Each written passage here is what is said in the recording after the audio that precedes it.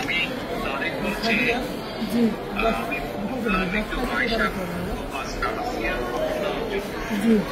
আসিয়ার শরীর কেমন আছে এখন? ভালো না, রক্ত ব্লাড দিচ্ছে, ব্লাড দিচ্ছে। আচ্ছা আচ্ছা আচ্ছা আচ্ছা। তো আমি আমাদের ওখানে যারা নেতা কর্মী আছে, বিশেষ করে নয়ন আছে ওখানে, ওকে আমি বলেছি আমাদের লাভরে যারা নেতৃত্ব আছে তাদেরকে আমি বলেছি যে তারা আমার পাশে থাকবে, তারা আসিয়ার পাশে থাকবে যাতে আসিয়া ন্যায় বিচার পায়, আসিয়ার সাথে যারা অন্যায় করেছে তারা যাতে শাস্তি পায়।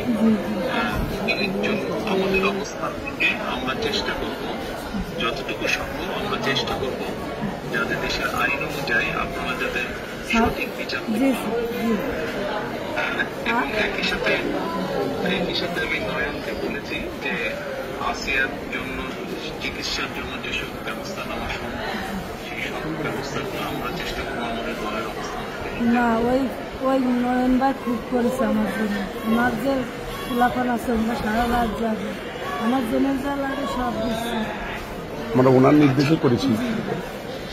আপনার কাছে একটু আবদার, আমার ছোট বলি আপনি যদি দেখতেন ওই বুকগুলো খাইগুলো বিক্রি করছে, তাহলে আপনার কেন আসছেন যে ওরা কি জঘন্য খারাপ ব্যবহার করেছে আমার মানুষের। আপনাকে তো একটু অনুরোধ যে আমার শাস্তি তো দেবেনি, আর আমার দিকে পরীক্ষিত করেছে ওরা, একটু আপনার কিছু আবদার থাকবে, একটু হিসাব দিলাম আমি।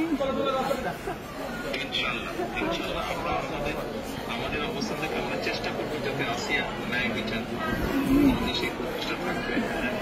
আপনি চিন্তা করবেন না, আসিয়ার চিকিৎসার জন্য যা কিছু প্রয়োজন আপনি যদি কিছু মনে করেন আমাদেরকে জানাবেন, ঠিক আছে?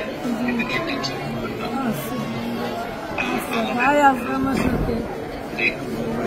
আমাদের লোকজন সবাই নেতারা আপনার পাশে, আসিয়ার পাশে তারা থাকবে। নয়ন ভাই, আপনি নয়ন ভাই আছে, আপনি আছেন, আপনি তো সব দেখতেন, তারপরে আমার দেখতে কি দেয়। আমি তো এই দোয়াই করি যাতে আমার বুড়িটা বুড়ি ফেরত আসে। ইনশাআল্লাহ টেনশন করবেন না, চিন্তা করবেন না, দেশের মানুষ আপনার পাশে আছে। দেখতেছি তুমি। আচ্ছা আচ্ছা বল। আর দোয়া করবেন ইনশাআল্লাহ, দোয়া করি ভালো থাকবেন। আসসালামু আলাইকুম। জি স্যার, আসসালামু আলাইকুম স্যার। আসসালামু আলাইকুম। আসসালামু আলাইকুম। কার সাথে কথা বললেন?